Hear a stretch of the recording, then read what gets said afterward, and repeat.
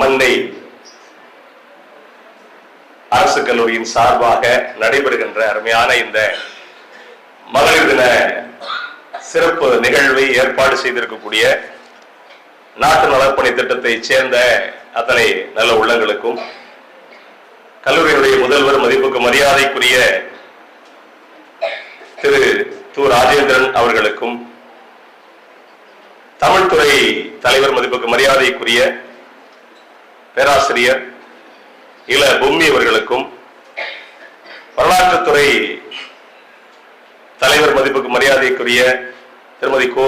சத்யாதேவி அவர்களுக்கும், என்னை அழைத்திருக்கக்கூடிய அன்புக்குரிய சகோதரர் திரு பிரபாகரன் உள்ளிட்ட அனைத்து பேராசிரியர் பெருமக்களுக்கும், நான் வருவதற்கு காரணமாக இருந்த அன்பு தம்பி பட்டிமன்ற பேச்சாளர் அன்பு தம்பி மதுக்கூர் ராமச்சந்திரன் அவர்களுக்கும், இன்னைக்கு இருபால் அப்படின்னு சொல்ல முடியாது, முழுக்க முழுக்க பெண்களால் அலங்கரிக்கப்பட்டிருக்கக்கூடிய இந்த அரங்கம் அத்தனை மாணவ கண்மணிகளுக்கும் என் சார்பாக நெஞ்சார்ந்த வணக்கங்களை பணிவன்போடு தெரிவித்துக் கொள்கின்றேன்.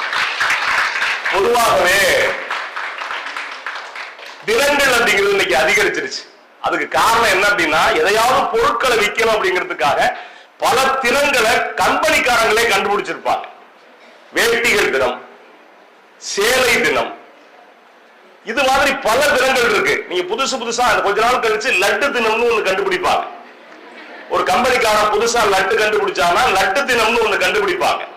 அதே மாதிரி நீங்க போகும்போது சைக்கிள் தினம்னு ஒண்ணு கண்டுபிடிப்பாங்க. ஒரு கம்பெனிக்காரன் பேட்டரி சைக்கிள் போட்டா அப்படின்னா அதை விற்கிறதுக்கு சைக்கிள் தினம் அப்படின்னு கண்டுபிடிப்பாங்க. இன்னும் கொஞ்ச நாள் கழிச்சு பாருங்க, சாப்பாட்டு தினம்னு ஒரு தினம் வரும். இந்த தினங்கள்லாம் எதுக்கு அப்படின்னா, உங்களை மகிழ்விக்கிறதுக்கல்ல, கம்பெனிக்கான பொருட்களை விற்பனை செய்வதற்கான ஒரு ஏற்பாடு. ஆனா அதே நேரத்தில் மகளிர் தினம் அப்படிங்கிறது 365 நாட்களில் மகளிர் தினம் என்பது முழுக்க முழுக்க மிக முக்கியமான தினம். ஏன் மற்ற தினங்களுக்கும் மகளிர் தினங்களுக்கு என்ன வித்தியாசம் அப்படின்னா, அதாவது கண்கள் இரண்டினில் ஒன்றை குத்தி காட்சி கெடுத்துடலாமோ அப்படின்பா பாரதி. என்ன அப்படின்னா, ஆணுக்கு பெண் இழைப்பிள்ளை கான் என்று கும்மி அடிப்பா. ஆணுக்கு பெண் இழைப்பிள்ளைங்கிறத விட என்ன கேட்டா, ஆணை விட பெண் ஒருபடி மேல அப்படின்னு சொல்லலாம். முதல்வர் கோச்சுக்க மாட்டார் அப்படின்னு நினைக்கிறேன். ஆமா, ஏன்னா பெரும்பாலும் மகளிர் தினத்துல பெண்கள் தான் பேசுவாங்க. ஆமா, அதையும் தாண்டி ஒரு ஆணை அழைச்சிருக்கிறதுக்கு மிக்க நன்றி. ஏன் வந்துட்டு ஆணை விட பெண் ஒருபடி மேல அப்படின்னு நான் சொல்றேன் அப்படின்னா, இயற்கையிலே ஆணை விட பெண் வந்துட்டு கருவுல 10 நாள் அதிகம். பெண் ஒரு குழந்தை எத்தனை நாள் கருவுல சொல்லுங்க பாப்போம்? 10 மாசம், 9 மாசம், 9 வாரம், 9 மாசமும் 1 வாரமா? சரி, கணக்கு சரி சரி, பரவாயில்ல. படிச்ச இடத்துல பேசுறேன்னு நான் நம்புறேன். உண்மையிலேயே 370 நாட்கள் ஒரு பெண் கருவுல இருப்பான். ஒரு ஆண் வந்து கருவுல 360 நாட்கள் இருப்பான். இந்த 370 நாள் ஒரு பெண், அதாவது 10 நாள் ஒரு பெண் அதிகம். நீங்க சொல்லும் போது சொல்லுங்க, எந்த ஆள் இந்த வீட்டுக்காரனா இருந்தாலும் சொல்லுவீங்க, அது வேற. நான் சொல்றேன், வீட்டுக்காரனாவே இருந்தாலும் உன்னை விட நான் பெரிய ஆளுப்பா, 10 நாள் நான் கருவுல கூடுதல உட்கார்ந்து இருக்கேன் அப்படின்னு நீங்க தைரியமா சொல்லலாம். இந்த 10 நாள் ஒரு பெண் கருவுல இருக்கிறது அப்படிங்கிறது ஏறத்தாழ 3 ஆண்டுகள் வெளி உலகத்துல ஒரு ஆண் தன்னுடைய அனுபவங்களை பகிர்ந்துக்கிறதுக்கு சமமானது. அப்ப இயற்கையிலே பெண்கள் மிக வலிமையானவங்க. இன்னும் சொல்ல போனா, பெண் நீங்க கவனிச்சு பாருங்களேன், பொதுவாகவே ஒரு பெண்ணை திருமணம் செய்யும் போது பெண்ணுக்கு 6 மாசம் கூடுதலா இருந்தாலே ஒத்துக்க மாட்டாங்க. அதை தாண்டி இருக்கு. நீங்க நபிகள் பெருமானாருக்கும் கதீஜாவுக்கும் வயசு ஏகப்பட்ட வேறுபாடு உண்டு. அதே மாதிரி ஆமா, இப்படி ஒரு பெரிய லிஸ்டே போடலாம். அது வந்து ஒரு ரொம்ப குறைவு. ஆனா அதே நேரத்துல ஒரு ஆணுக்கும் பெண்ணுக்கும் ஒரு சராசரியா ஒரு ஆணுக்கு 25 வயசு அப்படி இல்ல, ஆணுக்கு ஒரு 30 வயசு அப்படின்னா பெண்ணுக்கு 25 வயசு. ஒரு 5 ஆண்டுகள் ஒரு ஆணுக்கும் பெண்ணுக்குமான திருமணத்துல வித்தியாசத்துலதான் தேதி குறிப்பாங்க. ஆனா நல்லா கவனிச்சு பாருங்க, ஆணை விட பெண் 5 வயசு கூட இல்ல ஆம்பளை. ஊர் சுத்தி இதே கேட்பான். எல்லாருக்கிட்டையும் கேட்டுட்டு கடைசியில் ஒரு ஆள்கிட்ட கேட்பான். அது யார் தெரியுமா? மனைவி. அதுக்கு 2 காரணம் இருக்கு. மனைவி கிட்ட ஐடியா கேட்காம வெளியில போனான்னா நிம்மதியா வீட்டுக்கு வர முடியாது, அது வேற. அதையும் தாண்டி இன்னொன்னு இருக்கு. ஏன் அப்படின்னா, மனைவி அப்படின்னு சொல்லக்கூடியவ எல்லாரும் சொல்லக்கூடிய முடிவை விட தன்னுடைய கணவனுக்கு இன்னும் சிறப்பான முடிவை சொல்லக்கூடியவ அப்படிங்கிறதுனாலதான் ஒரு ஆண் வந்து எத்தனை பேர்கிட்ட கேட்டாலும் கடைசியில மனைவி கிட்ட கேட்டா ஒரு தூக்கம் வரும். மனைவிக்கும் இவன் கேட்காம போனான்னா சும்மா விட்டுற மாட்டாங்க. இது ஒரு சின்ன கதை கூட கொண்டு என்ன அப்படின்னா, ஒரு அந்த காலத்து கதைன்னா கதையை நம்ம கதையா பார்க்கணுமே ஒழிய கதையோ புராணத்தையோ நிஜம்னு நம்பிடக்கூடாது. அது ரொம்ப முக்கியமானது. என்ன சொல்றாங்க அப்படின்னா, ஒரு பெரிய ஜமீன்தார் மாதிரி உள்ளவர். அப்படி ஜமீன்தார் மாதிரி உள்ளவர் அவரு இப்ப மாதிரி போர் கிடையாது அந்த காலகட்டத்துல.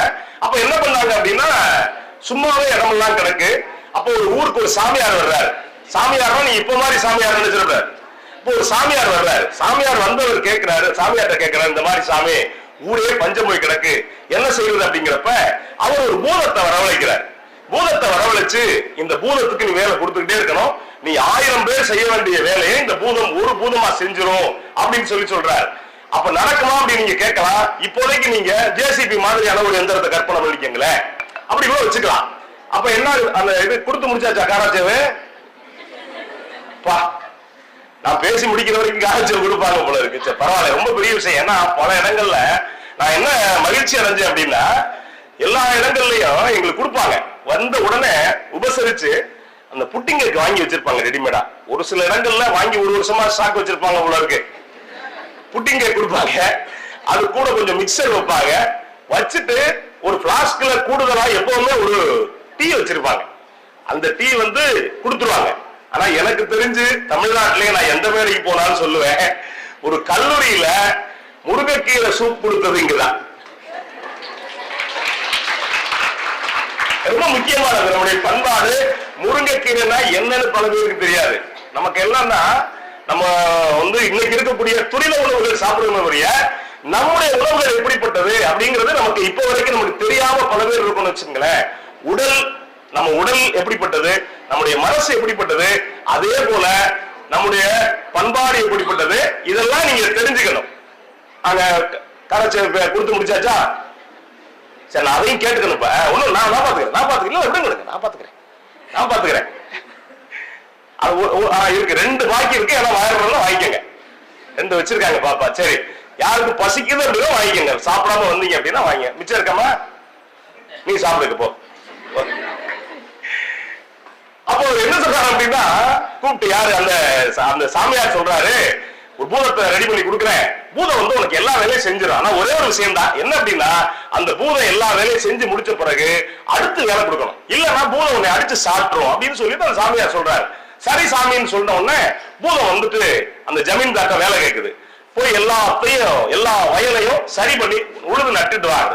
ஒரே நாள்ல எல்லா வயலையும் சரி பண்ணி தண்ணி வர வச்சு உழுது நட்டு உடனடியா அறுத்து அடிச்சு களத்துல கொண்டு வந்து மூட்டையெல்லாம் வச்சிருச்சு பூதம். அடுத்த வேலை எல்லா வேலையும் செஞ்சு முடிச்சிருச்சு பூதம். இவருக்கு என்ன செய்யறதுன்னு தெரியல.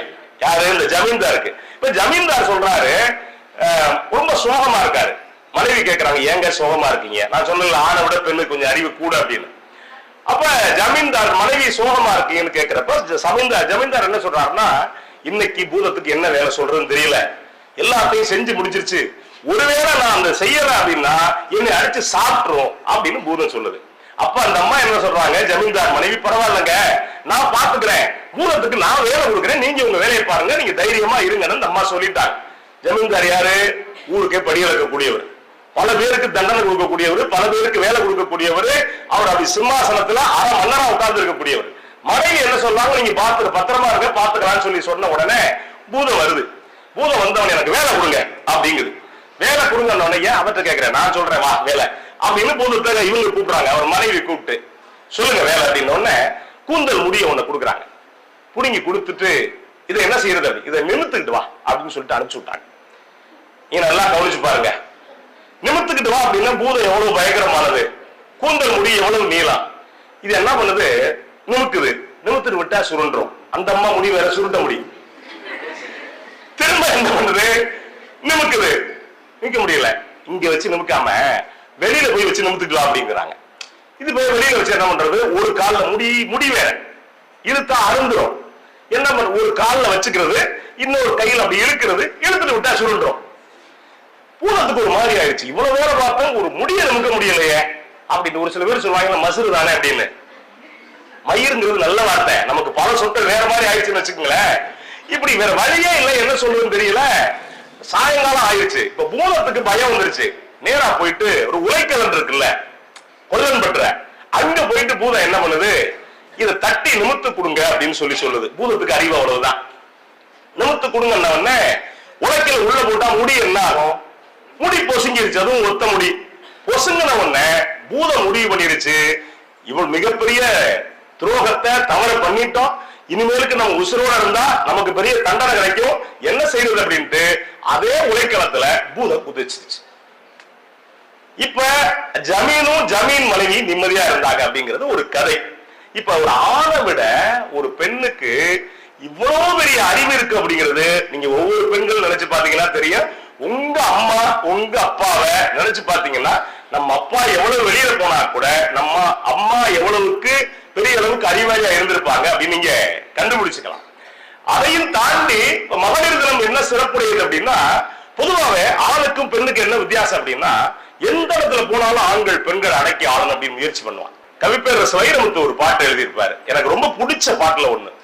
கட்டிய தாலி உண்மை என்று நீ அன்று ராமனை நம்பி வந்தாய், மன்னவன் உன்னை மறந்ததென்ன, உன் கண்ணீரில் காரகம் நிறைந்ததென்ன, தாயே தீயில் முருகி அட தண்ணீரில் தாமரை போல நீ வந்தாய், நீதி மட்டும் உறங்காது நெஞ்சே நெஞ்சே நீ தூங்கு, நீதி மட்டும் உறங்காது நெஞ்சே நெஞ்சே நீ தூங்கு, துள்ளி துள்ளி துள்ளி துள்ளி துள்ளி துள்ளி துள்ளி துள்ளி நீ பாடம்மா சீதையம்மா, நீ கண்ணீர் விட்டா சின்ன மனம் தாங்காதம்மா, துள்ளி துள்ளி நீ பாடம்மா சீதையம்மா.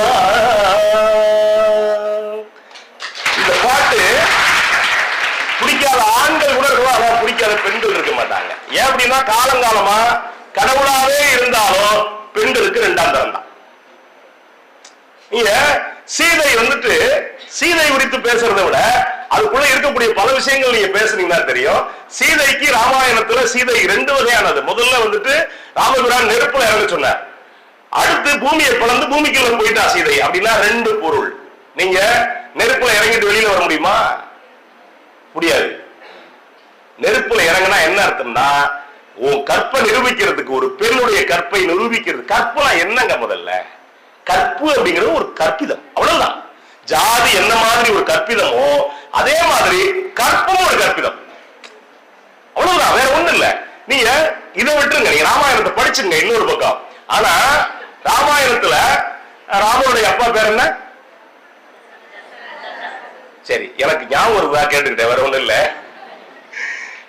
தசரதன். தசரதன் வந்து இறக்குறான். தசரதன் இறக்குறப்ப தசரதனுக்கு எத்தனை மனைவிகள்? 3. 50,000 60,000 60,001 60,002 60,003 60,003 60,000 இல்ல 60,003 ஒரு தரம் 60,003 தான். பட்டத்தரசிகள் 3 பேர். அது இல்லாம 60,000 மனைவிகள். எனக்கு என்ன சந்தேகம் அப்படின்னா, 60,000 மனைவிக்கு எங்க வீடு கட்டினா அவன் உண்மையிலே எனக்கு என்ன 60,000 மனைவி எப்ப போய் பார்த்தா அவனுக்கு இருக்க வேலைகளுக்கு ஒரு மன்னன் சும்மா இருக்கவனே அந்த வேலை பார்க்க முடியாது. 60,000 மனைவி வச்சுக்கிட்டு யார போய் எப்ப பேசினா 60,000 மனைவி பேர் அவனுக்கு தெரியுமா? நம்ம வீட்டுல 15 பிள்ளைங்க இருந்தாலே பேர் தெரிய மாட்டேங்குது. நீங்க பேராசிரியர்கள் வந்து ஒரு 15 நாள் கல்லூரிகளை உட்கார்ந்தீங்கன்னா தான் உண்மையில பிள்ளைங்க அந்த பாப்பா பேர் என்ன பேர் தெரியல. நீங்க புதுசா ஒரு பேர் வைப்பீங்க பிள்ளைகளுக்கு, நீங்க வைக்க மாட்டீங்க. ஆனா பசங்க உங்களுக்கு பேர் வைப்பாங்க. இப்போ அது உங்களுக்கு தெரியாது. எங்களுக்கு தமிழையா இருந்தாரு, அவருக்கு இப்போ இருக்காரு, அவருக்கு பேர் சத்யராஜ் அப்படின்னு நாங்க பேர் வச்சிருந்தோம். அவருக்கு சத்யராஜ் பேர் வச்சிருந்தோம் எப்ப அவருக்கு தெரியும்னா, நாங்க வச்சு 15 வருஷம் கழிச்சு தான் தெரியும் அவருக்கு. ஏன் அப்படின்னா தெரிஞ்சு அடிப்பாரு. இது ஏன் மம்புட்டு ஆறு சத்யராஜ் மாதிரியே இருப்பாரு. அப்ப நீங்க அந்த 60,000 மனைவிகளுக்கு அவன் எப்படி பேர் வச்சான், என்ன பண்ண, 60,000 மனைவிகள் பேர் என்ன, குழந்தைகள் என்னன்ட்டு எந்த இடத்துலயும் இல்லை. ஆனா தசரதன் இறக்குறான். நான் என்ன சொல்ல வர்றேன்னா, தசரதன் இறந்து போறான். இறந்து போறப்ப கைகையால இறந்து போறான் அப்படிங்கிறாங்க. கைகை சொல்றப்ப கைகை பக்கத்துல ஒரு நியாயம் இருக்கு, அதே நேரத்துல கோசலை பக்கம் ஒரு நியாயம் இருக்கு, சுமத்திரை பக்கம் ஒரு நியாயம் இருக்கு. அப்படிங்கிறதெல்லாம் வேற. இறந்தப்ப அவனுக்கு கொல்லி வைக்கக்கூடிய ராமன் காட்டுக்கு போயிட்டான். கொல்லி வைக்கக்கூடிய பரதன் வரணும். பரதன் வேற நாட்டுல இருக்கா. இப்போவா இருந்தா உடனே பிளைட் பிடிச்சு வந்துருவா. அதுவும் இப்ப இருக்கக்கூடிய சூழ்நிலை போர் நடக்கக்கூடிய காலத்துல பிளைட்டும் பிடிச்சு வர முடியாது. அப்ப பிளைட் பிடிச்சு வந்துருவான். வர முடியாது, தகவல் சொல்லி வரணுங்கிறதுக்காக தைலமாட்டு படலம் ஒரு படலம் இருக்கு. அதுல தசரதனை தைலத்தை மூழ்கி வைங்க அப்படின்னு சொல்லிட்டு அந்த ராஜகுருவான விஸ்வாமித்திரர் சொல்றார். விஸ்வாமித்திரர் சொல்றப்ப இந்த 3 பேரையும், யாரு, சுமத்திரை, கோசலை, அதே மாதிரி கைகேயி, 3 பேரையும் நீங்க சடங்குக்கான ஏற்பாடு பண்றதுக்கு செய்யுங்க அப்படின்னு சொல்லக்கூடிய அதே விஸ்வாமித்திரர் தான் இன்னொன்னு சொல்றாரு, அந்த 60,000 பேரையும் சிதையில் ஏற்றுங்கள் அப்படின்னு உத்தரவிடுறார். சிதைனா என்ன? உடன்கட்டை ஏறுறது. சிதையில் ஏற்றுவதற்கு உத்தரவிடுகிறார் அப்படின்னா நீங்க இது வெறுமனே 60,000 மனைவின்னு வச்சுக்க வேண்டாம். ஆனா 60 மனைவி இருந்திருக்கலாம், 60 இருந்திருக்கலாம், வாய்ப்பு இருக்கு. ஏன்னா ராஜராஜனுக்கு ஒரு சில பேர் 115 மனைவிகள் சொல்றாங்க, ஒரு சில பேர் 137 மனைவிகள் அப்படின்னு சொல்றாங்க, ஒரு சில பேர் 112 மனைவின்னு சொல்றாங்க. உண்மையிலேயே எத்தனை மனைவிகள் ராஜராஜனுக்கு அந்த மனைவிகளுக்கு தான் தெரியும். அப்ப நீங்க எனக்கு என்ன அப்படின்னா, அந்த காலகட்டத்தில் 60 பெண்களை ஒரு ஆணுக்காக நெருப்பில் எரித்துக் கொண்டிருக்கிறார்கள். நீ 60,000 விட்டுருங்க அப்படின்னா பெண்கள் எந்த காலகட்டத்தை கடந்து வந்திருக்கிறீர்கள் அப்படிங்கிறது நீங்க முதல்ல தெரிஞ்சுக்கணும். வெறுமனே நம்ம வந்தோம் படிச்சோம் அப்படிங்கிறது இல்ல. வெறும் படிப்பு மட்டும் வாழ்க்கை இல்ல. இந்த இடத்துல இந்த இருக்கையில நீங்க வந்து உட்கார்றதுக்கு, இந்த இடத்துல கலகலம் நீங்க பேசுறதுக்கு எத்தனை பேர் பலியாகி இருக்காங்க, எத்தனை பேர் இறந்திருக்காங்க, எத்தனை பேர் போராடி இருக்காங்க அப்படிங்கிறது நீங்க தெரிஞ்சுக்கிட்டீங்கன்னா தான் இந்த இருக்கை அப்படிங்கிறது உங்களுக்கு பல பேருடைய தியாகத்தால் வந்திருக்கிறது. இந்த இருக்கை சாதாரணமா வரல. தீப்பாஞ்சி அம்மன் நீங்க கேள்விப்பட்டிருப்பீங்க. எத்தனை பேர் கேள்விப்பட்டிருப்பீங்க? தீப்பாஞ்சி அம்மன் எங்க, எந்த ஊர்ல? தாமரக்கோட்டையிலயா? ஓ சரி, மகிழ்ச்சி மேடம். தீப்பாஞ்சி அம்மன், தீப்பாய்ச்சி அம்மன் ஒண்ணு இருக்கும். நீங்க கோயிலுக்கு போனீங்களா, எந்த கோயிலுக்கு போனாலும் வெறுமனே சாமியை கும்பிடுறது மட்டும் வந்துடாது. ஒரு பாட்டு கிளவுன் சுந்தரம் ஒருத்தர் எழுதுற பாட்டு, அதுல ஒரு பாட்டு ரொம்ப அருமையா இருக்கும். எம்ஜிஆரும் என்எஸ்கேயும் லாவணி, இப்ப லாவணிங்கிற ஒண்ணு இல்ல, உங்களுக்கு தெரியாது, பேராசிரியர்களுக்கு தெரியுமான்னு தெரியல, தெரிஞ்சிருக்கும். லாவணினா வேற ஒண்ணும் இல்லை, இப்ப பட்டிமன்றம் மாதிரி 2 பக்கம் டேப்பு வச்சு அடிச்சுட்டு பாடுவாங்க. அப்படி ஆரம்ப கட்டத்துல ஒரு பாட்டு ஒண்ணு இருக்கும். என்ன அப்படின்னா, கோயிலை கட்டி வைப்பது எதனாலே, சிற்ப வேலைக்கு பெருமை உண்டு அதனாலே, அன்னசத்திரம் இருப்பது எதனாலே, பல திண்ண தூங்கி பசங்க இருப்பதாலே, புகையும் நெருப்பில்லாமல் எரிவதெது, பசித்து வாடும் மக்கள் வயிறுகள், உலகத்திலே பயங்கரமான ஆயுதம் எது, நிலைகட்டு போல நயவஞ்சகரின் நான்கு தானது. உலகத்துல ரொம்ப மோசமானது எதுன்னா நிலைகட்டு போன நயவஞ்சகரின் நாக்கு தான் அப்படின்னு இருப்பார் கிளவுன் சுந்தரம். இப்ப கோயிலை கட்டி வைப்பது எதனாலே அப்படிங்கையில கடவுளை கும்பிடுறதுனால சொல்லல, சிற்ப வேலைக்கு பெருமை உண்டு அதனாலே அப்படின்னு இருப்பாரு. இப்ப கோயிலுக்கு நீங்க போங்க, எந்த கோயிலுக்கு போனாலும் அந்த கோயிலுக்குள்ள ஒரு மிகப்பெரிய வரலாறு இருக்கும். அந்த கோயிலுக்குள்ள பல பேருடைய சோகம் இருக்கும். நீங்க எந்த கோயிலுக்கு போனாலும் நீங்க கடவுளை மட்டும் பார்ப்பீங்க. பெரிய கோயில்கள், கட்டப்பட்ட கோயில்களுக்கு அடியில அந்த கோயில்கள் கட்டும் போது உள்ளுக்குள்ள இறந்த தொழிலாளர்களுடைய சடலங்களும் உள்ளதா, கட்டும் போது அடிபட்டவருடைய கை துண்டு பிச்சு போன துண்டுகள் அந்த கோயிலுக்குள்ளதான் இருக்கு. நீங்க எந்த மேம்பாலத்துக்கு போறீங்களோ மேம்பாலத்துல நீங்க எளிதா கிடப்பீங்க. ஆனா எளிதா நீங்க கிடக்கிற மேம்பாலத்துக்கு கீழே ஏதோ ஒரு வடநாட்டு தொழிலாளி அடிபட்டு உள்ளுக்குள்ள புதைக்கப்பட்டிருக்கா அப்படிங்கறது மட்டும் நம்ம நினைச்சுக்கணும். அப்போ ஒரு ஆலயத்துக்கு போறோம் அப்படின்னா தீப்பாஞ்சி அம்மன் தான், வேற யாரும் நீங்க வைக்காதீங்க. இப்போ நம்ம துறை தலைவர் சொன்னாங்க, அதாவது கோப்பெருந்தேவி அப்படி பத்தி சொன்னாங்க. எந்த பெண்களும் விரும்பி சாக நினைப்பது இல்லை. நினைப்போமா யாராவது? ஒரு பெரியவர் பத்தி சொல்லுவாங்க. ஒரு பெரியவர் 80 வயசு, கடவுளே யமதர்மா ஏன்டா என்ன வச்சிருக்கா, வந்து கூட்டிட்டு போடா அடிக்கடி சொல்லுவாராம். யமதர்மா வாடா அப்படின்னு சொல்லுவாராம். திடீர்னு பார்த்தா யமதர்மா வந்துட்டார். யாரு? விறகு வெட்டியவர். வந்த உடனே என்ன கூப்பிட்டீங்களா அப்படின்னு கேட்டிருக்காரு. யாருப்பா நீ? நான் தான் யமதர்மே அப்படின்னு இருக்காரு. உன்னை யாரு கூப்பிட்டது? நீ தான் கூப்பிட்ட, ரொம்ப நாளா கூப்பிட்ட, இப்பதான் எனக்கு ஃப்ரீ ஆனிச்சு வந்தேன் அப்படின்னு இருக்காரு. அதெல்லாம் வர முடியாது. யோ கூப்பிட்டுட்டே இருக்கியா, சும்மா ஒரு பேரு கூப்பிட்டா நீ வந்துருவியா அப்படின்னு இருக்காரு. என்ன செய்யறது? இந்த விறகு தூக்கி விட்டு போ அப்படின்னாராம். யாரு? அந்த பெரியவர்.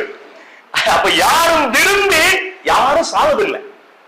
பெண்கள் அதுக்கு திட்டமிட்டு பயிற்றுவிக்கப்பட்டாங்கிறதா உண்மை. நீ சாகலன்னா நீ கணவனுக்கு உண்மையானவள் இல்லை அப்படின்னு உலகம் பலி சொல்லும் அப்படின்னு தொடர்ச்சியா ஒரு பெண்ணுக்கு நீங்க பயிற்சி கொடுத்து அவன் என்ன முடிவுக்கு வர்றா அப்படின்னா, ஒருவேளை சாகலன்னா நான் கற்புக்கரசி இல்லைன்னு சொல்லுவாங்க. ஒரு பெண்ணுடைய கற்பை செத்தா நிரூபிக்கணும். யோசிச்சு பாருங்க.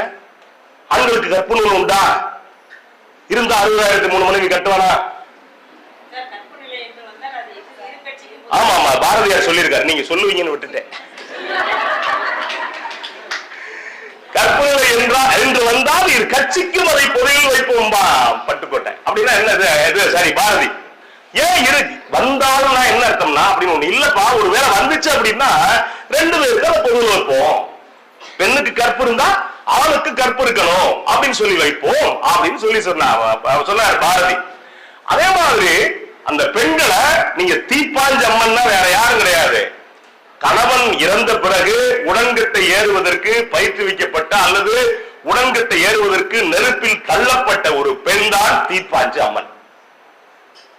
நீ எங்க போனாலும் நினைவு வச்சுக்கோங்க. ஏதோ இந்த இடத்துக்கு வந்திருக்கிறதுக்கு, நீங்க இந்த சுடிதார் போட்டு உட்கார்ந்து இருக்கிறதுக்கு 1000 காரணம் இருக்கு, 1000 போராட்டம் இருக்கு. நீங்க இந்த சுடிதார் போடுறதுக்கு 1000 காரணம் இருக்கு. நீங்க இப்படி ஒரு கொண்ட போட்டுக்கிட்டு இருக்கிறது ஒரு 1000 காரணம் இருக்கு. நீங்க ஒரு செருப்பு போடுறதுக்கு பின்னாடி 1000 பேருடைய தியாகம் இருக்கு அப்படிங்கறத மட்டும் நீங்க புரிஞ்சுக்கணும். அதே மாதிரி தீப்பாய்ச்சி அம்மன் ஒரு இருக்குல்ல, தீப்பாஞ்சி அம்மன்னா தன்னால விழுந்தவன். அப்ப தீப்பாய்ச்சி அம்மன்னா யாரு? கண்ணகியா? சொல்லுங்க, சும்மா சொல்லுங்க. அதனால என்ன இருக்கு? நான் என்ன மார்க்கா போட போறேன்? பிடிச்சு தள்ளப்பட்டவங்க அவ்வளவுதான். அதாவது அதுக்கான காரணம் என்ன அப்படின்னா, ஒரு மன்னன் இன்னொரு நாட்டின் மீது படையெடுக்கிறான் அப்படின்னா அந்த மன்னன் முதல்ல குறிவைக்கிறது பொன்ன குறிவப்பா பெண்ண குறிவப்பா. பொன்ன குறி 60,003 மனைவிகள் அப்படின்னு அதெல்லாம் யாருன்னா ஏற்கனவே அடிமையாக்கப்பட்டவர்கள். விருப்பப்பட்ட அந்த பெண்ணை தொடுவான், இல்லைன்னா காலம் முழுக்க அவர் கண்ணியாவே இருந்து சாகணும். வேற ஒரு ஆடவனும் தொட முடியாது. அப்ப தீப்பாய்ச்சி அம்மன் யார் அப்படின்னா, ஒருவேளை அந்த மன்னன் கவர்ந்துருவான் அப்படிங்கிறதுக்காக அந்த வீட்டுல உள்ளவங்களை படையெடுத்து வர்றதுக்கு முன்னாடியே அந்த பெண்ணை தீயில் சுட்டு பொசுக்கப்பட்ட பெண் தான் தீப்பாய்ச்சி அம்மன். அப்ப நம்முடைய வரலாறு அப்படிங்கிறது வெறுமனே சாதாரணமான வரலாறு கிடையாது. இங்க பட்டுக்கோட்டை ஒரு வார்த்தை சொல்லியிருப்பான், எனக்கு ரொம்ப பிடிச்ச பாடல்கள்ல இது ஒரு பாட்டு. என்ன அப்படின்னா, பெண் கேள்வி கேட்பான், ஆண் பதில் சொல்லுவான். அவன் என்ன சொல்லுவான்? மலர் கொடி தலையாட்ட மரக்கிளையும் கை நீட்ட கிளையில் கொடியிலையும் படியானதும் ஏனோ. இப்ப என்ன கேட்கிறா, இந்த மலர் கொடி இருக்க தலையாட்ட மரக்கிளையும் கை நீட்ட கிளையில் கொடி இணையும் படியானதும் ஏனோ. அப்படின்னா என்ன அர்த்தம் அப்படின்னா, ஆண் அப்படிங்கிற மரத்துக்கு பெண் அப்படிங்கிற அந்த கொடி வந்து எதுக்கு இணையுது, காதல்னா என்னன்னு கேட்கிறாங்க. அதுக்கு ஆண் என்ன சொல்றான் அப்படின்னா, இயற்கையின் சுழற்சி மூடை இழவை செய்யும் கிளர்ச்சி இவை ஏனென்று நீ கேட்டால் நான் அறிவேனோ. இப்ப என்ன சொல்ற, இது என்ன காதல் தாண்டி, இதுக்கு என்ன பெருசா எனக்கு கேட்கிற அப்படின்னு சொல்லி பட்டுக்கோட்டை சொல்லுவான். இந்த பட்டுக்கோட்டைய வளர்ச்சியில வைரமுத்து பின்னாடி வர்றாரு. வைரமுத்து அவருக்கான மொழியில ஒரு பாட்டு சொல்லியிருப்பாரு. என்ன அப்படின்னா, ஆழ்வார்பேட்டை ஆண்டவா வெடிய போட்டு தாண்டவா ஒரே காதல் ஊரில் இல்லையடா. இதுக்குள்ள ஒரு வரி போட்டிருப்பாங்க. அந்த வரிதான் ரொம்ப ரொம்ப முக்கியமானது. காதல் முன்னும் கடவுள் இல்லையடா, அந்த இழவு எல்லாம் செய்யும் கழகந்தாடா. காதல் ஒண்ணும் கடவுள் இல்லடா, ஹார்மோன். ஒருவேளை ஹார்மோன் இங்க செட் ஆகலன்னா 3 மாசம் கழிச்சு அந்த பக்கம் செட் ஆகும். அந்த பக்கம் செட் ஆகலன்னா 2 பக்கமும் செட் ஆகலன்னா இப்ப என்னங்கிறீங்க பெருசா. முன்னாடி எல்லாம் பல பேரு லெட்டர் வச்சிருப்பான், ஒரு சில பேர் பிரிண்ட் போட்டே வச்சிருப்பான். வச்சு கையெழுத்து மட்டும் போட்டு கையெழுத்து போட்டாலும் சிக்கல் அப்படின்ட்டு விட்டுருவாங்க. ஆமா, இப்ப எஸ்எம்எஸ் இல்ல மேடம், அதெல்லாம் தாண்டிட்டாங்க. நீங்க என்ன போங்க, இப்ப வந்துட்டு வேற இடத்துக்கு போயிட்டான். மெசஞ்சரு, வேற என்னப்பா, என்னை விட உங்களுக்கு எல்லாம் கூட தெரியுது. ஆமா, இன்ஸ்டாகிராம் ஏதோ இருக்கு. அது ஒரே இப்பெல்லாம் கவிதை எல்லாம் வேண்டியது இல்ல. முன்னாடி எல்லாம் கவிதை எழுதி காதலிக்க வேண்டியது இல்ல. இவன் ஏதாவது ஹாய் ஹலோ அவ்வளவுக்குள்ளதான் அவன் அனுப்புவான். இப்படி போகுதுன்னு வச்சுக்கலாம், அதுக்குள்ள போகல, அது வேணாம், அதுக்குள்ள விட்டுருங்க. அது ஒரு பெரிய கடல், அதுவே மாட்டிக்கிட்ட பெரிய சிக்கலாயிரும். இப்ப சொல்லிருப்பாருல, காதல் ஒண்ணும் கடவுள் இல்லையடா, அந்த இழவு எல்லாம் ஹார்மோன் செய்யும் கலகம் தாரடா. அப்படின்னா என்ன அப்படின்னா, அது ஒண்ணும் பெரிய விஷயம் இல்லடா அப்படின்னு நான் சொல்றது எதுக்கு சொல்ல வந்தேன் அப்படின்னா, காலங்காலமா என்ன சொல்றான், பெண்ணை கொடி ஆணை மரம். ஏன் சொல்றான்? ஏன் பெண்களை தவழ்ந்துகிட்டு போறாளா, இல்ல போகும்போது டான்ஸ் ஆடி கை ரெண்டு அப்படி தூக்கிட்டு போறாளா, ஆண் அப்படி நின்றுகிட்டு இருக்காரா? மரம்னா என்ன அர்த்தம்? இவன் உறுதியானவன், பெண்ணுக்கு நிலைத்து நிற்க முடியாது. ஏன் அப்படி சொன்னா? இதுக்குள்ள 2000 ஆண்டு காலத்துக்கு இல்ல 1000 ஆண்டு காலத்துக்கான வரலாறு மட்டும் இருக்கு அப்படின்னு நீங்க புரிஞ்சுக்கணும். இன்னைக்கு பெண்களுக்கு சொத்துரிமை 1989க்கு பிறகு நினைக்கிறேன். அதுக்கு முன்னாடி பெண்களுக்கு சொத்துரிமை கிடையாது, ஆணுக்கு தான் சொத்துரிமை. அசையும் சொத்து முழுவதும் ஆணுக்கு, எந்த பெண்ணுக்கும் சொத்துரிமை கிடையாது. ஆணுக்கு எல்லா சாதிகளையும் உண்டு அப்படின்னா இல்ல, குறிப்பிட்ட சாதிக்கு தான் ஆண்களை சொத்துரிமை. அப்ப சொத்துரிமை இருக்கு போராட்டத்துக்கு எத்தனையோ தலைவர்கள் போராடி இருக்காங்க. அத்தனை தலைவர்கள் நீங்க தேடி படிக்க யாரு போராடி இருக்காங்க? தயவு செஞ்சு உங்க புத்தகங்களை படிக்க. அதையும் தாண்டி இங்க நூலகம்னு ஒண்ணு இருக்கும். இருக்கா இருக்கா? எத்தனை பேர் அந்த பக்கம் போயிருக்கீங்க? ஒண்ணு சும்மா தூக்கப்படாது, நான் கேள்வி கேட்பேன். அப்புறம்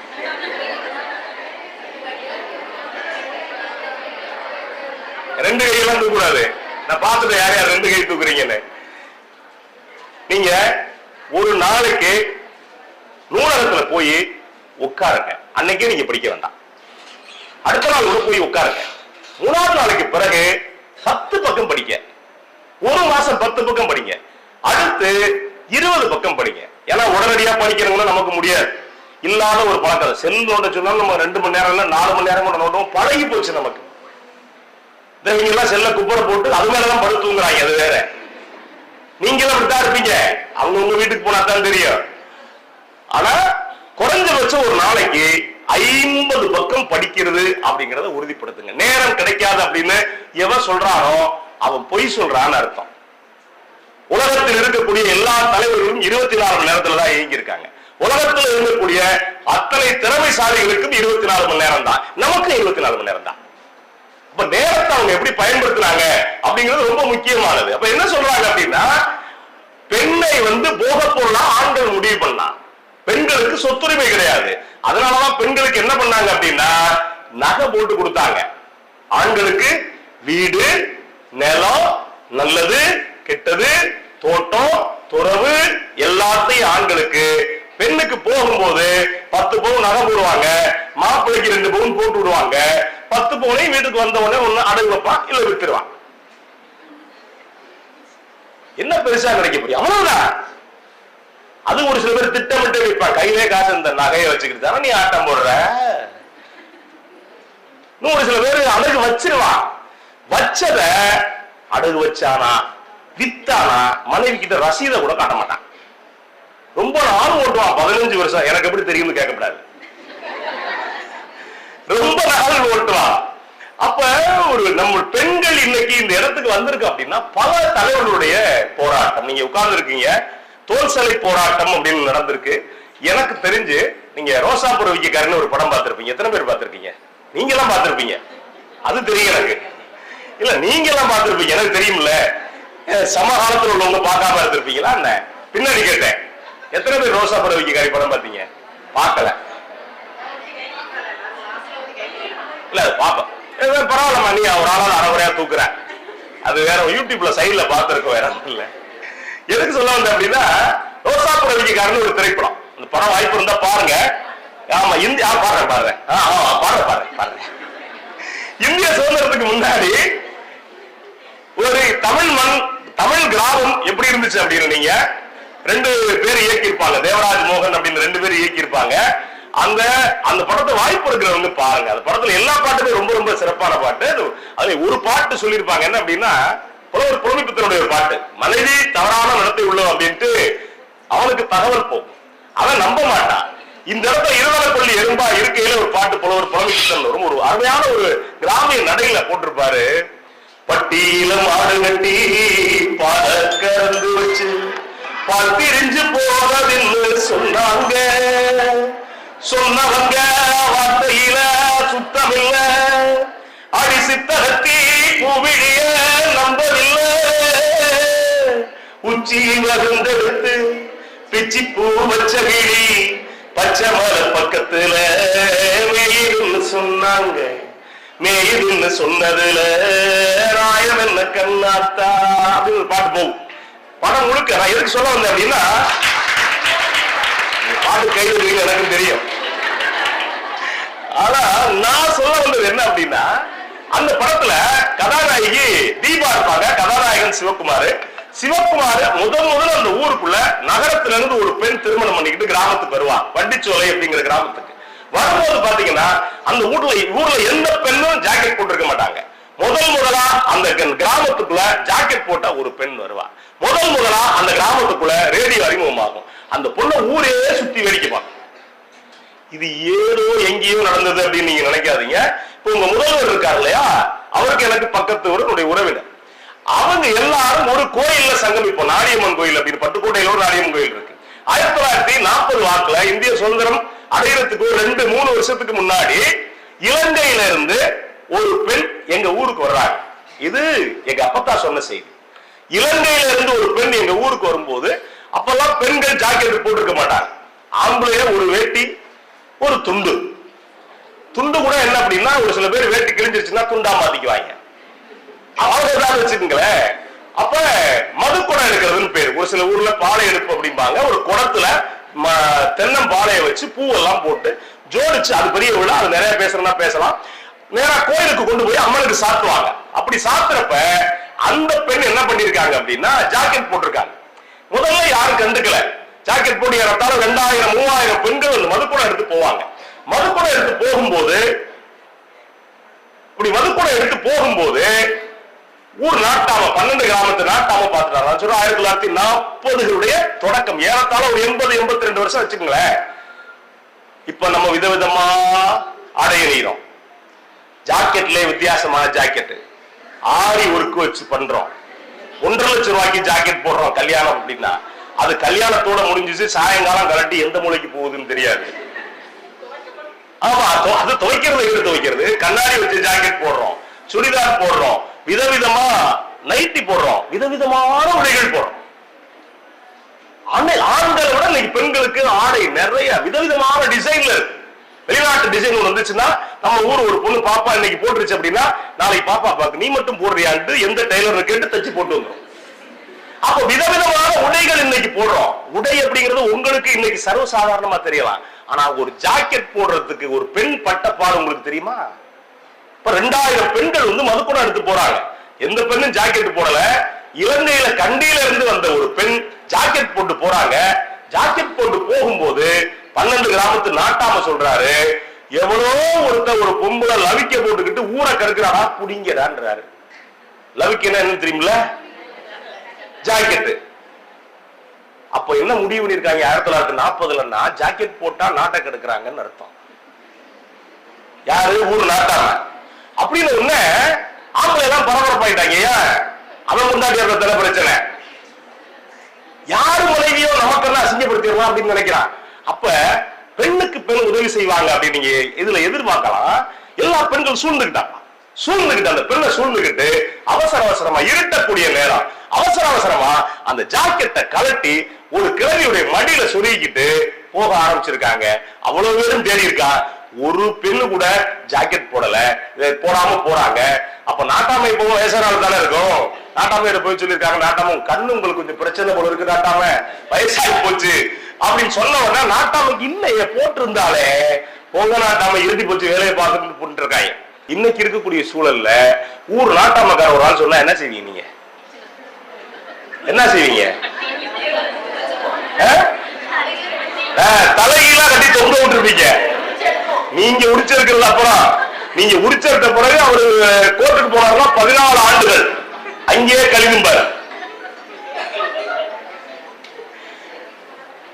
அப்ப கடந்து வந்த பாதை என்ன, நம்ம கடந்து வந்திருக்கக்கூடிய பாதை என்னன்னு நீங்க இதெல்லாம் வரலாறு. தோல் சிலை போராட்டம் அப்படிங்கிறது தென் மாவட்டத்தில் நடந்தது. பெரிய நம்ம பேராசிரியர்கள் தெரியும். பெண்கள் நீங்க என்னென்ன வரி போட்டாங்க தெரியுமா? இன்னைக்கு நம்ம காட்டுற வரி வேற. GST, SGST, CGST. இன்னொரு ஜிஎஸ்டி என்னன்னு நமக்கு தெரியாது. அவன் என்ன 18%, 28% எது போட்டாலும் நமக்கு தெரியாது, கட்டிடுவோம். ஆனா முன்னாடி என்னென்ன வரி போட்டாங்க தெரியுமா? பெண்களுக்கு முளை வரி அப்படின்னு போட்டாங்க, முண்டச்சி வரி அப்படின்னு. அதெல்லாம் முண்டச்சி வரி. அதெல்லாம் முண்டச்சி வரி. கணவனை ஒரு பெண் இழந்துட்டா அதுக்கு வரி போட்டான். எப்படித்தான் வாழ முடியுங்கிறதா கேள்வி. நீங்க நாடு முன்னாடி சுபிச்சமா சொல்றான் பாத்தீங்களா, அவன் வாயில குத்துங்க.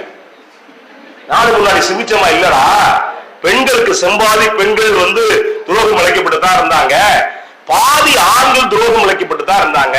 யாரோ ஒரு குறிப்பிட்ட பேர் வாழ்றதுக்காக மீதி எல்லாம் தங்களை பறி கொடுத்தாங்க, உயிரை பறி கொடுத்தாங்க, வாழ்க்கையை பறி கொடுத்தாங்க அப்படின்னு சொல்லுங்க.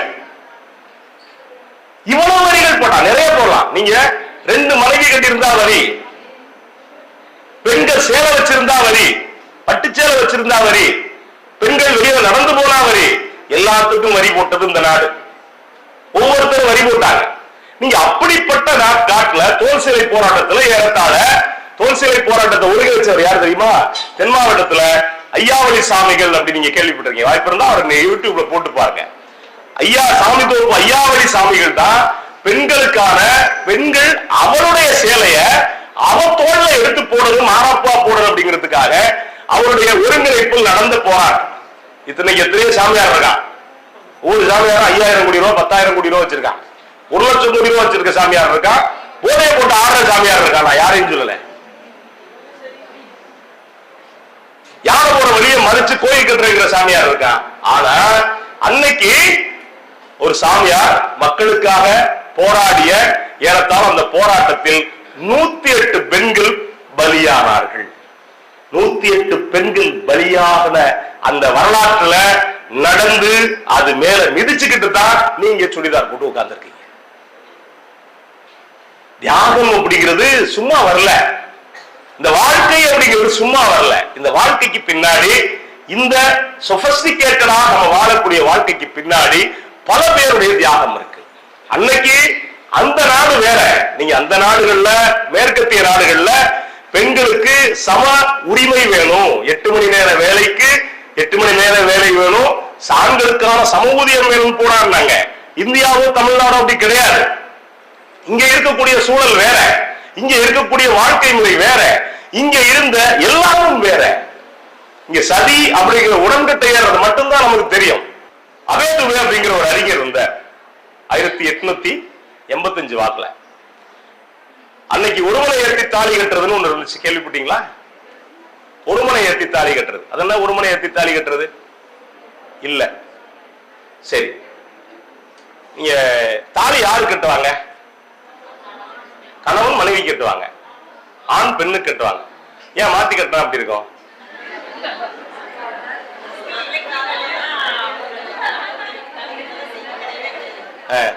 சொல்றாங்க இலக்கியங்கள்ல காப்பியங்கள்ல ஒரு ஆண் பெண்ணுக்கு தாலி கட்டுறதா செய்தி எதுவுமே கிடையாது அப்படின்னு சொல்றாங்க. கட்டினா என்ன நடக்குன்னா அடுத்த நாள் கொண்டே அடகு வச்சிருவாங்க பல பேர். அது வேற. அதே நேரத்துல தாலி அப்படிங்கிறது நீங்க ஒரு பெண்ணுக்கு பெண் தான் கட்டலாம் ஒரு காலத்துல. அதுக்கு முன்னாடி தாலி அப்படிங்கிறது என்ன அப்படின்னா நீங்க இடுப்புல கட்டுறது. ஆணுக்கும் பெண்ணுக்கும் ஆமா 50 தாலி இது சொல்லலாம் கரெக்டா. 50 தாலி அப்படிங்கிறதுக்கு இடுப்புல கட்டுறது. அது பல வியாதிகளுக்கான மருந்துகளை உள்ள வச்சு கட்டுறது. அது பின்னாடி என்ன முடிவு பண்ணாங்க அப்படின்னா மாலை மாத்திரதா நம்முடைய பண்பாடு. அதுக்கு பின்னாடி என்ன முடிவு பண்ணாங்க அப்படின்னா பெண்ணுக்கு பெண் தாலி கட்டலாம். உங்களுக்கு கொஞ்சம் வித்தியாசமா தெரியும். அதுக்கான உங்களுக்கு ஏதாவது ஆதாரம் வேணும் அப்படின்னா இப்பவும் இஸ்லாமியர்கள்ல ஒரு மூத்த பெண்மணி தான் அந்த பெண்ணுக்கு தாலி கட்டுவாங்க. இந்த வழக்கம் நம்முடைய நாட்டில் இருந்தது, எல்லா சமூகத்திலும் இருந்தது அப்படிங்கறத நீங்க புரிஞ்சுக்கணும். அப்ப எப்படி ஆண் தாலி கட்டினா அப்படின்னா, அந்த பெண்ணுடைய அக்காவோ தங்கச்சியோ போய் அந்த பெண்ணுக்கு நீ என் தம்பிக்கு அண்ணனுக்கு உரிமையானவள் அப்படின்னு கட்டிட்டு வந்தாங்க. ஆனா ஏன்னா ஆண்கள் இப்ப வேற நிறைய வேலைக்கு போவாங்க, போயிட்டு வரும்போது இது நடந்திருக்கும். அன்னைக்கு இருந்த காலகட்டம் வேற. அப்ப என்ன நடந்துச்சு அப்படின்னா, கணவன் மனைவிக்குள்ள சண்டை வந்துச்சுன்னு வச்சுக்கோங்களேன், அந்த பெண் கோச்சிட்டு போயிடுவான். இவன் பின்னாடியே போய் எப்படியாவது வா, எப்படியாவது வந்துரு, எப்படியாவது வந்துருந்து கழிச்சு அப்படியுமே ஆண்கள் மாதிரி நடிக்கிறதுக்கு உலகத்துல நான் உள்பட சொல்றேன். இல்ல சேர்த்துக்கல, இல்லைன்னா நீ மட்டும் யோக்கியமானங்கிறது யாராவது கருதக்கூடாது. அதுக்காக கொஞ்சம் முன்னாடியே சொல்லிக்கிறது, வேற ஒண்ணு இல்லை. ஏன்னா நானும் இந்த சமூகத்துல தான் பிறந்திருக்கேன். அப்ப என்னன்னா, நம்ம படிக்க பல விஷயங்களை கேள்விப்பட நம்முடைய தவறுகளை கலைஞ்சுக்கிறோம் அப்படிங்கிற ஒரு எண்ணம் நமக்கு வருது. தனியா நான் யாரும் வானத்துல இருந்து குதிக்கல, இந்த பூமியில இருக்க யாருமே வானத்துல இருந்து குதிச்சே அப்படின்னு சொன்னா நீங்க நம்பாதீங்க. இந்த பூமியில இருக்கக்கூடிய ஒவ்வொரு நடிகனும் நான் பெரிய ஆளு 1000 பேரை அடிப்பேன் அப்படின்னு எந்த நடிகன் சொன்னான்னா நம்பாதீங்க. எந்த நடிகருக்கும் அவ்வளவு பெரிய சக்தி இல்லை. எல்லா நடிகரும் சாதாரணமானவன் தான். நீங்க கூட 10 பேர் அடிப்பீங்க, ஆனா நடிகர்கள் ஓடி போயிடுவாங்க. என்ன காரணம்னா, காலையில இருந்து சரக்கடிச்சுக்கிட்டு இருப்பாங்க. அதனால நடிகர்கள் வந்துட்டு நான் 1,00,000 பேரை காப்பாத்து அப்படின்னு சொன்னா நீங்க யாரையும் நம்பாதீங்க. அது இருக்கட்டும். இப்ப என்ன ஆம்பளை போய் என்ன செய்வான் அப்படின்னா, மனைவிட்டு போயிட்டு எப்படியாவது வீட்டுக்கு வந்துரு, நான் உன்னை கட்டின புருஷன் அப்படின்னு கேட்பான். கேட்கும்போது அந்த அம்மா என்ன சொல்லா, ஏய் நீ தாலி கட்டினியா கேட்பாங்கல்ல. பாயிண்ட் தானே. இந்த பாயிண்ட சரி பண்றதுக்கு தான் இப்பவும் பாருங்க, பெண்கள் 2 முடிச்சு போடுவாங்க, ஆம்பளை கடைசி முடிச்சு போட போறோம், வேற யாராவது சேர்த்து முடிச்சு போட்டுப்பாங்க. சொல்லிக்கலாமே ஒழிய ஆண்கள் வந்துட்டு நம்முடைய கலாச்சாரம், நம்முடைய பண்பாடு இதெல்லாம் வேற அப்படின்னு வச்சுங்களேன். இப்ப நான் சொல்லி நிறைவு செய்யறேன். 1885 அவேதுவே அப்படிங்கிற ஒரு அறிஞர் வர்றார். நீ இதுக்கு முன்னாடி கவனிச்சு பாத்தீங்கன்னா, பாக்கியலட்சுமின்னு ஒரு திரைப்படம், நீங்க வாய்ப்பு இருந்தா பாருங்க. பாக்கியலட்சுமின்னு ஒரு திரைப்படம், பழைய படம். பாக்கியலட்சுமி திரைப்படம் என்ன சொல்லுது அப்படின்னா, ஏன் சினிமாவை சொல்றேன்னா, சினிமாவை சொன்னா உங்களுக்கு கனெக்ட் ஆகும், இல்லைன்னா வெறுமனே இலக்கியத்திலையும் பேசலாம். நாளைக்கு என்ன சொல்லுவீங்க அப்படின்னா, யாரையோ கொண்டாந்து விட்டு படுத்து எடுத்துட்டாப்பா, அந்த ஆளு என்ன பேசினான்னு தெரியல, நம்ம முதல்வர் வேற பயங்கரமா சொல்லிட்டு போனாரா, அவர் சொன்னதுக்கு பேசுறதுக்கு சம்பந்தம் இல்ல அப்படின்னு நீங்க ஏதாவது சொல்லிடக்கூடாது. இல்ல நான் இன்னொன்னு, நாளைக்கு உங்க காலேஜுக்கு வந்தேன்னா, ஐயோ அப்பா இந்த ஆளையா கூட்டியா இருந்தீங்க, அந்த பயம் வேற வந்துடக்கூடாது. நான் அதை கொஞ்சம் ஜாக்கிரதையா இருக்கணும், நம்ம தப்பிச்சு போயிருக்கணும். முதல்ல பாக்கியலட்சுமின்னு ஒரு திரைப்படம். பாக்கியலட்சுமி திரைப்படத்துல நீங்க வாய்ப்பு இருக்கிறப்ப பாருங்க. பாக்கியலட்சுமியில 2-3 பாட்டு வரும். என்ன அப்படின்னா, மாலை பொழுதின் மயக்கத்திலே நான் கனவு கண்டேன் தோழி, மனதில் இருந்தும் வார்த்தைகள் இல்லை, காரணம் ஏன் தோழி, காரணம் ஏன் தோழியா, மாலை பொழுதின் மயக்கத்திலே நான் கனவு கண்டேன் தோழி. இந்த பாட்டை பத்தி நான் 1 மணி நேரம் பேசுவேன், அது வேற. ஆனா நான் இந்த பாட்டை எதுக்கு சொல்ல வர்றேன், நீங்க கவனிக்கணும்னா கண்டிப்பா பாட்டை சொல்றேன், வேற ஒண்ணும் இல்லை.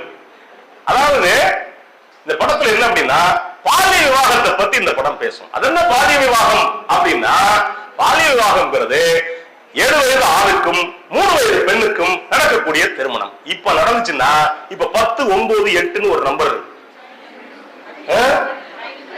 ஒரு சில சும்மாவே அடிக்குது, அடிச்சு பார்க்குமே. ஒரு சில பேர் 108க்கு சும்மா அடிப்பான், பார்த்திருக்கீங்களா? எங்க ஊர்ல ஒருத்தர் என்ன பண்ணிட்டா, வைத்தியம் கை வைத்தியம் பார்ப்பாங்க பல பேர். இருமல்னு சொல்லியிருக்காங்க, 1 கிலோ பூண்டை வறுத்துட்டான். வீட்டுல எல்லாரும் அனுப்பி விட்டுட்டு 1 கிலோ பூண்டை அவனா வறுத்து தண்ணியை குடிக்கிறது, உரைக்கிறது, 2 பூண்டை சாப்பிடுறது, தண்ணியை குடிக்கிறது, உரைக்கிறது, 2 பூண்டை சாப்பிடுறது. 1 கிலோ பூண்டை சாப்பிட்டா என்ன ஆகும், தண்ணிக்கும் பூண்டுக்கும் வயிறு ஒரு மாதிரி ஆயிடுச்சு. இவனே சங்கடப்பட்டு 108க்கு போன் அடிச்சுட்டான். எதுக்குடா ஆச்சு அப்படிங்கிறப்பதான் சொல்லியிருக்கான், அது மாதிரி பூண்டு சாப்பிட்டேன் அப்படின்னு. அதே மாதிரி நீங்க அந்த காலகட்டத்துல அன்னைக்கு பெண்கள் இருந்த சூழல்ல 3 வயது ஆணு பெண்ணுக்கும் 7 வயது ஆணுக்கும் திருமணம். அப்படி திருமணம் நடக்கிறப்ப பாத்தீங்க அப்படின்னா, ஒருவேளை அவன் இறந்துட்டான் அப்படின்னா அவன் இறந்த உடனே 3 வயது குழந்தையை, பச்சிலம் குழந்தையை திருமணம் ஆச்சு அப்படிங்கிற ஒரே காரணத்துக்காக இந்த நாடுங்கிறது சாதாரண நாடு முடிவு பண்ணாதீங்க. இந்த நாடு பல பெண்களை பலியிட்ட நாடு. இந்த தேசம் பல பெண்களை கணவன் இறந்த பின்பு அவருடைய மொத்த ஆசைகளையும் பொசுக்கி வைத்த நாடு. சரி, 4வது மனைவிக்கு வயசு என்ன அப்படின்னா, இறந்த பெரியவருக்கு ஜமீன்தாருக்கு 80 வயது, 4வது மனைவிக்கு 22 வயது. 22 வயது பெண்ணை ஏன் உடன்கட்டை ஏற்ற முடிவு பண்றாங்க? 4 பேரை ஏத்தலாம்ல, 4 பேரை ஏத்தலாம்ல. ஆசைகள் இருக்கும், சின்ன வயசு ஆசைகள் இருக்கும், தவறு பண்ணிடுவா. ஆம்பளை பண்ணிட்டா 1000, ஆம்பளைக்கு தனி மரியாதை. பெண்கள் தவறு பண்ணா அது தப்பு, ஆண்கள் தவறு பண்ணா அது சரி. அப்ப 80 வயசு பெரியவரோட அவன் என்ன வாழ்ந்திருப்பான்? இப்படி யோசிப்பாங்க. பெரியவர்னு சொல்றதை விட 80 வயசு கிழவனோட அவன் என்ன வாழ்ந்திருப்பான்? 22 வயசு பொண்ணு என்ன தாத்தாவை கட்டிக்கிட்டவன். சமீபத்தில் கூட தாத்தாக்களை கட்டி கொண்ட வரலாறுகள் நிறைய இருக்கு. அப்ப 82 வயசு பெரியவர் சாகிறப்ப 22 வயசு பெண்ண தீயில பலியிடுறது அப்படின்னு முடிவு பண்றான். அவர் எழுதுற முடிவு பண்ணா அவருக்கு உடைய பிணத்துக்கு பக்கத்துல இவ்வளவு உட்கார வச்சு பட்டு சேலை கட்டி விடுறாங்க. அவளுக்கான நகையெல்லாம் போட்டிருக்காங்க. 22 வயசு பெண்ணு. அவளுக்கு ஏதோ தெரியுது, மத்த 3 பெண்கள் சாதாரணம் இருக்காங்க, நமக்கு மட்டும் பட்டு சேலை கட்டி இருக்காங்கன்னா அவளுக்கு ஒரு பேரானந்தம் ஒரு பக்கம் இருக்கு. அவளுக்கு என்ன சூழ்நிலை தெரியல. எல்லாம் முடிஞ்சு அந்த மயானத்துக்கு எடுத்துட்டு போற காட்சி. இந்த காட்சியில முன்னாடி பிறந்த பெரியவர் 82 வயசு பெரியவர் கிழமை முன்னாடி அவரை உட்கார வச்சு பானையில கொண்டு போறாங்க. பின்னாடி அந்த 22 வயசு 4வது மனைவியை உட்கார வச்சு கொண்டு போறாங்க. கொண்டு போந்தா கட்டுக்கழுத்தின்னு கேள்விப்பட்டிருக்கீங்களா? என்ன கட்டுக்கழுத்தி? கணவன் இருக்கிற வரைக்கும் தாலி கட்டப்பட்ட கழுத்து இருக்கவ கட்டுக்கழுத்தி. அப்ப அந்த கட்டுக்கழுத்திகளுக்கெல்லாம் அந்த பெண் என்ன பண்றா? குங்குமம் கொடுக்குறா. குங்குமம் கொடுக்கிறப்ப இவளுக்கு புலகாங்கிதம் அடைகிறா. இவ்வளவு பேருக்கு முன்னாடி அக்கா 3 பேர் இருக்கையில 4வதா உள்ள நம்ம இவ்வளவு பேர் குங்குமம் கொடுக்கிறோமே அப்படிங்கிற புலகாங்கிதம் அடைஞ்சு போய்கிட்டு இருக்கா. போக போக போக மயானத்தை நெருங்குது. முன்னாடி செத்த பானை, பின்னாடி உயிரோடு இருக்கக்கூடிய பானை போய்கிட்டே இருக்கு. பாத்தீங்கன்னா சந்தனக்கட்டை அடுக்கி இருக்காங்க. சந்தனக்கட்டை 2 இடத்துல பக்கத்துல பக்கத்துல சேர்த்து சந்தனக்கட்டை அடுக்கப்பட்டிருக்கு. சந்தனக்கட்டைக்கு மேல பாத்தீங்கன்னா இப்படி முக்கணிக்க வச்சு மேல பெரிய தாட்சியில நெய் கொதிச்சுக்கிட்டு இருக்கு. இவனுக்கு என்ன செய்யறது அப்படின்னு புரியறப்ப உயிரோட இருக்கக்கூடிய அவளை ஒரு சந்தனக்கட்டை மேலையும் அது செத்த புறத்தை இந்த பக்கம் கடத்துறாங்க. கடத்துறப்ப தான் அவளுக்கு கலவரம் ஆகுது. நம்மளை கொல்ல போறாங்க, நம்ம சாக போறோம், ஒரு கொலை ஊர் கூடி நடக்குது அப்படின்னு அவளுக்கு தெளிவாகுது. ஆனா என்ன துரதிஷ்டம் அப்படின்னா, அந்த உறவினர்கள் முழுக்க சுத்தி இருக்கிறாங்க முதல் வட்டத்துல. அடுத்த வட்டத்துல வேதியர்கள் எதற்கெல்லாம் மந்திரம் ஓதி இருக்காங்க பாருங்க.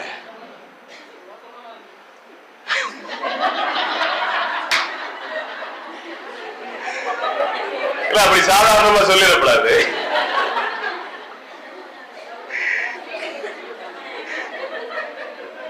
இல்ல எவ்வளவு மனசுக்குள்ள இருந்தா சொல்லுவீங்க. சொல்லுங்க சொல்லுங்க, அப்புறம் எதுக்கு நம்ம பிரவச்சனா இருக்கா? அப்போ வேதியர்கள் ஒரு பக்கம் மந்திரம் முழங்குறாங்க. முதல் வட்டத்துல உறவினர்கள், அடுத்த வட்டத்துல வேதியர்கள் மந்திரம் சத்தமா முழங்குறாங்க.